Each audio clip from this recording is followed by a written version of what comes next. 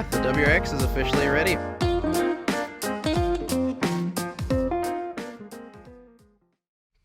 Alright, so today we are finally catching up on a bunch of old projects. If any of you guys were watching / following our posts earlier, way earlier in this year, like I think this was back probably in oh god, I don't even remember now. But anyway, way earlier in the year, we picked up this little motor right here, which is another F20C, which this one was out of, I believe it was a 2003 S2000.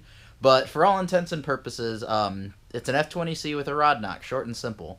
But I managed to pick up this whole motor for about $250. So I'm hoping that as long as the cylinder head and the actual block itself are healthy, I'll be able to turn this motor into what'll future be the final boosted build for the S2000. The kind of rough plan for our progression with this thing is that we're going to continue to run it stock for this season. I'm going to get better as a driver and basically just stop sucking. And then once I feel like I've earned more power, then we're going to go ahead and step it up and add more aero to the car, which, you know, in a few weeks we'll hopefully have some videos about the start of that. But we're going to upgrade aero, we're going to upgrade power, and make the car a lot faster. But for the time being, step one of that is going to be tearing this motor apart to see how much stuff in it is actually good. And, you know, if we ended up with junk, so be it. But I'm fairly certain that since this still turns and everything, the worst case scenario, we have a good block and a good head to work off of. So, like I said, that's what we're going to work to figure out, and then as long as the block and the head are still good on this, then the next step for this motor, hopefully in a few months, or if not way later in the year, we're going to be buying some proper boosty parts for this motor so it can actually be built into something that'll handle some respectable power figures. But for now, it's just the teardown to see what we've got working with. What we've got to work with. There we go. Anywho, go ahead and check it out if you want to see us taking this thing apart.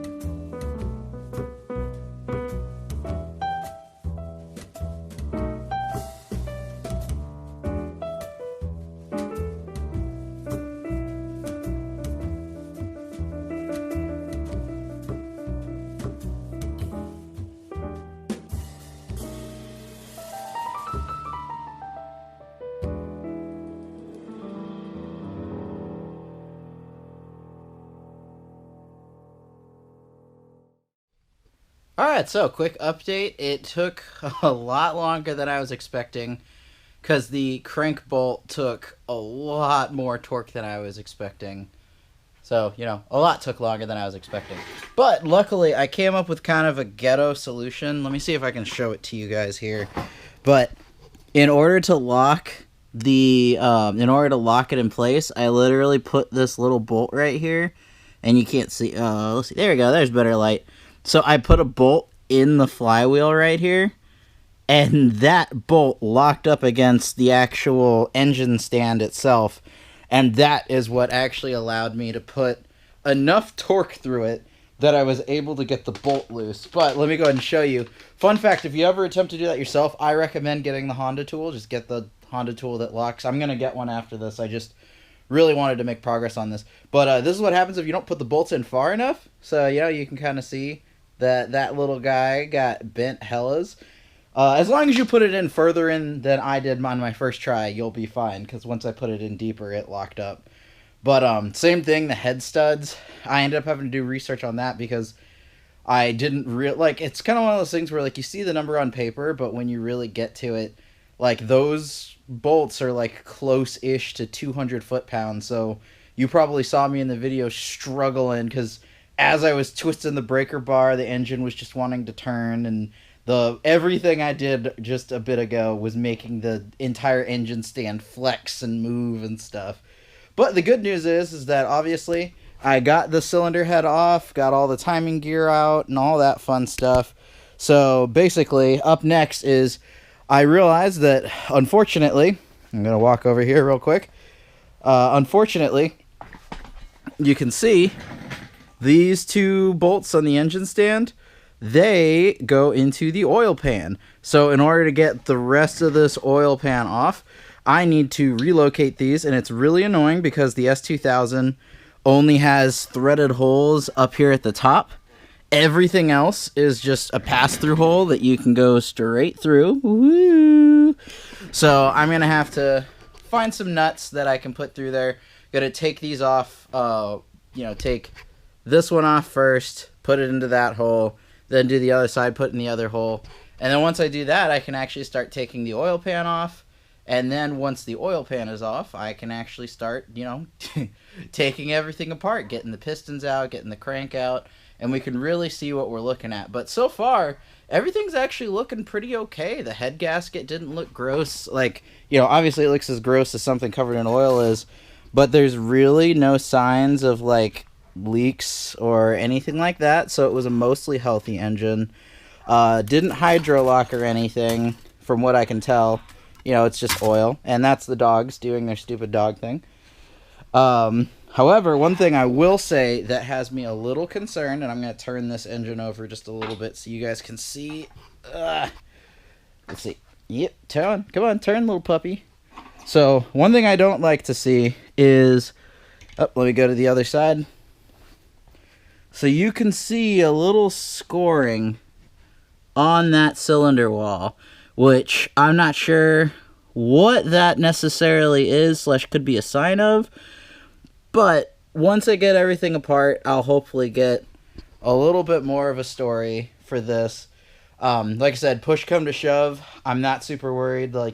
As great as the factory molybdenum coated pistons, and I think it might be a molybdenum. God, I'm butchering it. But they have a S2. For those of you guys who don't know, F20Cs have a special coating on their cylinder walls, which again is why these don't look like shiny metal. It's why they almost look like a ceramic. So that coating is what they use. It's a low friction coating to help the engine rev higher. But for all intents and purposes, there are companies that will sleeve these. / make sleeves for this that, then you can just run it like a standard engine for all intents and purposes. Or at least I believe that's how I've been made to understand it. But long story short is I'm not super worried if the coating is messed up. C'est la vie. This motor's getting built into something else. But the upside is, like I said, once I get all this taken apart, I'm going to bring it over to Ecotech and have them take a look at everything or send it to whatever shop that they use, so that shop can confirm whether or not anything is warped or anything like that. In theory, the head should be not warped. I did take it off, in a crisscrossy pattern, and I did it in stages, crank here, crank there, which is why it takes forever. But we'll see. We'll see how everything's looking. But so far, it's looking to be a pretty good story. We'll see. Oh, the other thing I was going to say is that all of the cam-related stuff is super happy. Like, you can't really tell super well on video, so I'm not really going to spend a lot of time getting up close. But none of that stuff looks messed up, so these cams will be reusable for other projects. I still have to disassemble and take a closer look at the head, which I'll do in a bit. But as long as that head is healthy, then like I said, it's a lot of good parts that can be reused for future stuff. So I'm going to keep on taking things apart.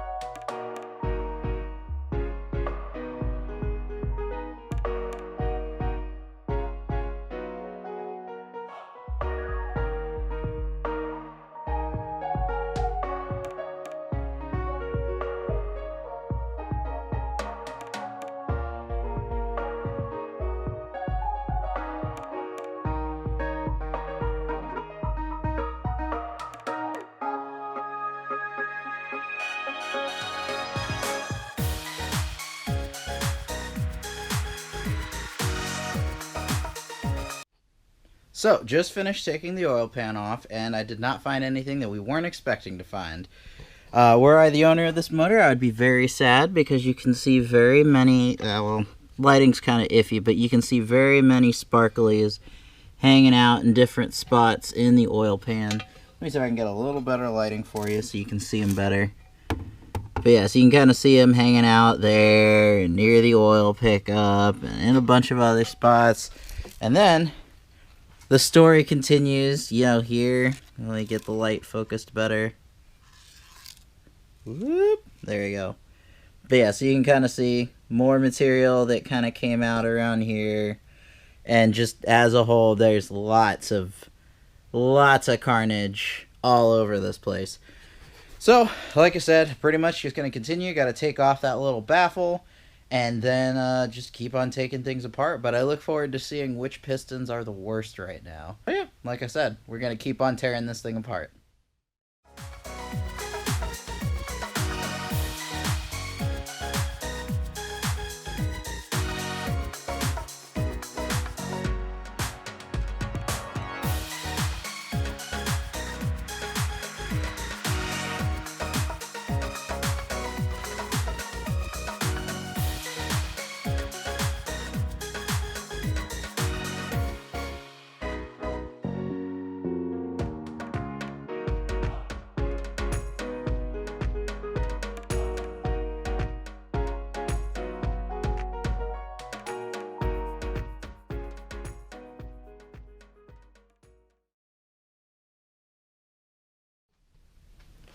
Alright, so I figured I'd go ahead and take a quick pause again and show you something that's kind of neat.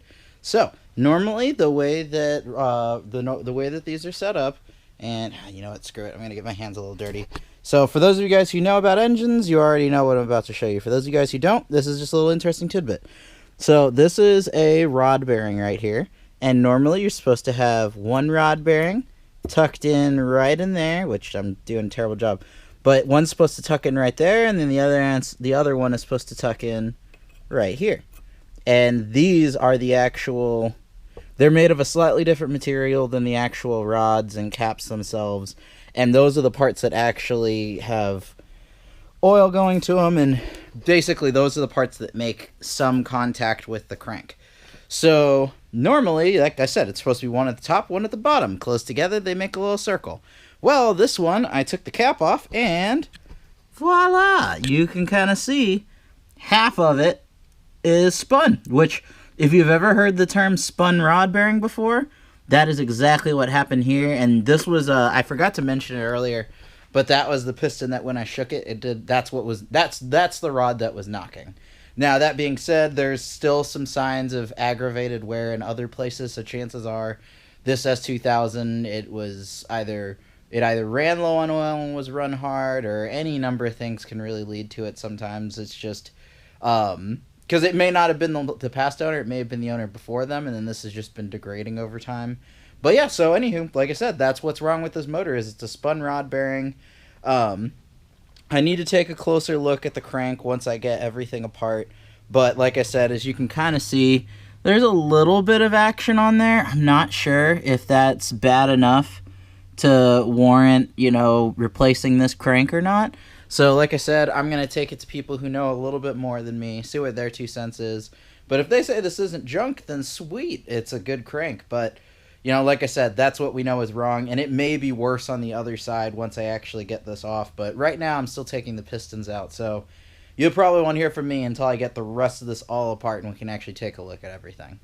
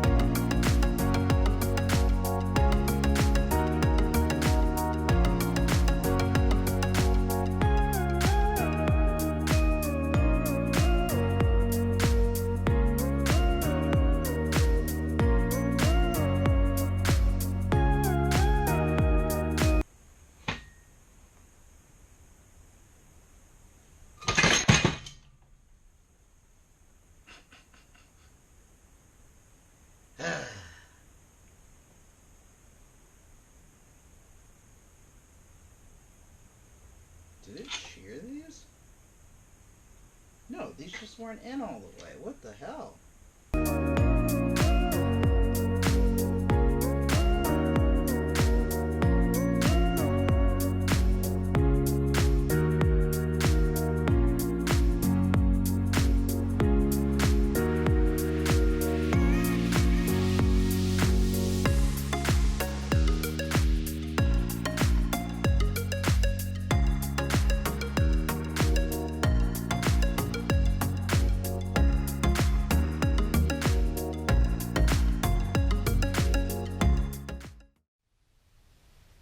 Alright, so the whole thing is officially taken apart, and I can definitely confirm that what got this motor was was basically a spun rod bearing on piston number 3. So, like I said, cylinder walls, still not feeling super happy about that cylinder number 3.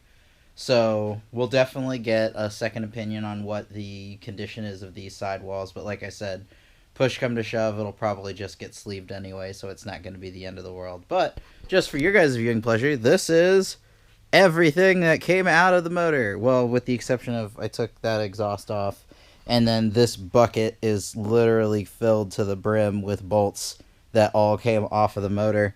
But like I said, you can see this rod bearing is, can't get a good view of that. There we go. You can see how it melted over the side. It's not super happy. But cylinder head is super happy, assuming that I didn't warp it when I took it off, which, like I said, followed the procedure there. So, yeah, that is my work officially done for the day. Now, I'm going to go ahead and clean up my garage as best I can since I made a mess. And, oh yeah, obviously, as you saw, unfortunately, I did actually drop this motor. It's only dropped about a foot, but it fell off the engine stand because I don't have the bolt with me anymore. But basically, it had 2 bolts that were secured on, but I didn't realize that the wrong bolts were used. So those bolts only went in about maybe a 1/4 inch, if even that. Probably less than 1/4 of an inch of thread. So it actually stripped out a little bit of edge thread, and the motor actually dropped down. But luckily, let me see if I can find it. I shouldn't have taken my gloves off because now my hands are going to get gross. Oh, yeah, there we go. Let me go ahead and get a light, actually, so you guys can see that better. Boop. Always got to have a light. Alright, so you can kind of see how this is like a weird sharp angle now. That is where it fell. It actually punched a hole in my oil drain pan, which is nice. But the good thing is that for the most part it appears to be cosmetic. Like I said, I'll get a second opinion. But even if I did mess up that little part, because basically on this motor, this entire section right here is what holds the crankshaft right there into the bottom of the engine, which I'd show it better, and I will show it better at a later time, but for now, I'm tired. So, like I said, I've got another one of those, push come to shove, if I did kind of screw it up, but it's going to be more than likely a small thing. So, yeah, that's it for this teardown. Hopefully, there will be a string of other content after this that'll be completely unrelated to this motor, and this motor very well may sit for the better part of the rest of the year, but the important thing is, I know it's wrong. I'll find out how much stuff is salvageable, hopefully in the next couple of weeks. And then once I get all that stuff squared away, we'll start making plans for what's going to happen with this motor. Until next time, peace out. Alright, so I'm here at Ecotech. This is my buddy Ben. He's taking a look. Obviously, there's some stuff that I already knew, which is that cylinder 3, the wall is not super happy because the bearing took a trip halfway around the rod and then danced around and sent bits everywhere. But for now, we're just taking a look at a little bit of everything. So we'll see what else is healthy, and then I'll get back to that after that. Alright, so quick update. Apparently, what I thought looked okay for the cam caps and all the other stuff, that is okay. I can't get a good focus on this, but basically, that is roughly okay. So, in the very least, I know a lot of my time. I don't know. I guess I could call it timing gear because it's all related to intake. We'll just call it valve train. Valve train's a good word for it. That's actually the correct word. Thank you. How are the cami boys looking? They look fine. They look fine? Yeah. Oh, awesome. Not that I'm necessarily going to use them again, but we'll see, because it all really depends on what I decide to do with this build. Because basically, like you were saying, since the cylinder wall is messed up on that, there is a company that actually does do like sleeve. They do the what's the plan? So basically, the plan for this guy. Is there going to be boost involved? There is going to be boost involved. Okay, then we'll probably sleeve it then. So that's the other thing too, is take into consideration basically internals were all going to be redone. Like the cranks I know are good for it, so if that crank was still good, I would have actually put some boost through that. Yeah, but we're going to add boost. I would get another one, as horrible as that sounds. No, I mean, like I said, the good thing is none of this was even in the cards until this happened. Like I was just going to beat the heck out of my existing motor and, just be like, yay, until it blew up. Based on what these look like, the head should be alright. Oh, that'd be awesome to hear. So I guess pretty much the only thing is just to check and make sure it's not warped, but I was a good boy and I took... It's going to get cut anyway. Oh, that's true. That's true. That's true. Because a lot of times, whenever the rod lets go, it'll sit there and beat the shit out of the head. But I think the compression height's pretty low on these. I don't remember. I don't know either, honestly. It's like, it's got the... If I remember right, it's got a nice dish in the head here. We'll find out.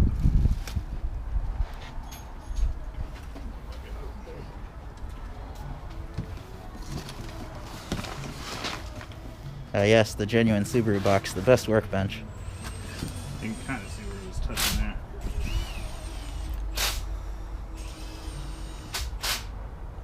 Ever so. And you're talking the piston? Yeah. Because it's cleaner there. It's been knocking the carbon off. Mm-hmm. But I think you did well. Awesome. With your purchase. Yeah, because like I said, Any further than that, because the lost motion springs will fall everywhere. Yeah. These guys. Oh, hey! It's so cute! That's the worst thing is, like, since I don't know what things are loose, because I basically just took everything up and off. So, I'm glad you told me about that, because I probably would have flipped it over at some point and gone, ah! Not that it's like it would hurt them, but still. Oh, is it? Unless you lost them. Hey, you would need more. that's the perk of having a semi-ish clean garage, is usually I can find most things. But not always. Sometimes they do disappear. But yeah, but like I said, definitely plan for this little guy will be to be, as long as things on the block themselves seem happy, then the plan is to just, you know, put it to, or get it sleeved, build it for boost, and then basically I still have to earn it in my eyes. I have to earn actually being fast because I'm slow. But then at some point, basically it's just like whenever the stock motor lets go, the goal is to have this be built and ready and sitting around looking pretty. And then after that, it'll be like, yay, time to go fast now, I guess, and blow up everything else. Because the stock trans is only good for like 600-ish before, and even then it's a little hurty. And actually, no, I'm sorry. It's like the stock trans goes pop at around like 450-ish.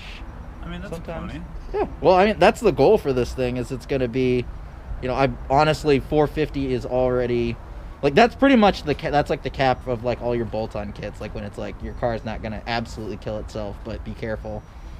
And, Right. but it's right like, that's already when you're at like Corvette level of power to weight, slightly more actually, more, it depends on the gen of Corvette you're talking about. Then you're all about boost by gear, because you can't put it down. Exactly. Which will be, that'll be interesting. Although, you know, the upside is hey, at least because on my car I've got 280. I once I finally get the properly sized wheels for my car, it's gonna be like 285 square. So we'll have a little bit of rubber to put it down. Some. It's no 335, but yeah. It's no 335. Dude, there's a guy in the Grid Life series. It's a Super K Adventures. I always forget his name. It's Andy, I believe. Anywho, his S2000, yeah, I mean, you wouldn't know. This is me asking my inner brain. But his car is, like, he's run... No, he's not the one who runs 315s. I can't remember who runs 315s, but it's fat. But yeah, so, good thing is... And then, do we want to check the little things on the bottom of the block? Where the crank meets the block. I mean... Or does that tell a good enough story? Based on what the way these bearings look, there's probably going to be fine. And we can line it up after, because we'll probably do that anyway after you sleeve it, because you know, with all the press, kind of, you want to check everything anyway. Mm-hmm. All right. And then if we're going to put studs in it, we'll definitely need to anyway, so... Yeah, well, word. Well, I appreciate your input on it, because like I said, the goal was just to find out how much this is usable, which the good news is that only the crank isn't, you know, the really expensive Right. But, you know, I mean, no matter what, I was going to need one. And who knows, maybe I'll get lucky in the problems that maybe things will even go spicy enough that my stock motor won't die before I go, okay, it's boosting time, and then I can just yank the crank out of that. But then you have the downside that then the car actually has to be in pieces before you build the motor. Well, I mean, if you put this one in before you hurt the other one, then you'll just have a backup. True, the low... Well, and I was about to call it the low power backup, but I guess there's nothing stopping me from going, like, you know what, let's send a piston into space and put the same amount of power through the stock motor. Why would you want to try that? Those little rods can't do that either. Sometimes you need to go fast for just like a few laps. A JZ rod, it's all bendied over here. But I think it was making around 600 tire. Yeah. And I think an injector took a shit. Alright, well, I'm going to go ahead and turn this thing off. So yeah, so like I said... You taking it all with you? I am taking it all with me, Okay. yeah, because I'm not doing anything with it just yet because my money's is all wrapped up in new truck, new trailer, and race season. But goal is later this year to start panning out what I'm going to do with this thing. Yeah, I think it's currently like a 5-month wait for sleeves. So Probably. You're right, so just if you want to factor that in at some point. Yeah. But I mean, because I imagine they require some sort of down payment. You don't just go, I'm on it, and then they go, okay. Well, I think when they have it, you know. Either way, though, definitely we'll see what the cards have in place. But like I said, that's it for this little motor. So we'll see what I end up doing with it. But the good thing is, we're good for the plans that I had for it. So yeah, we're gonna do that. Bye.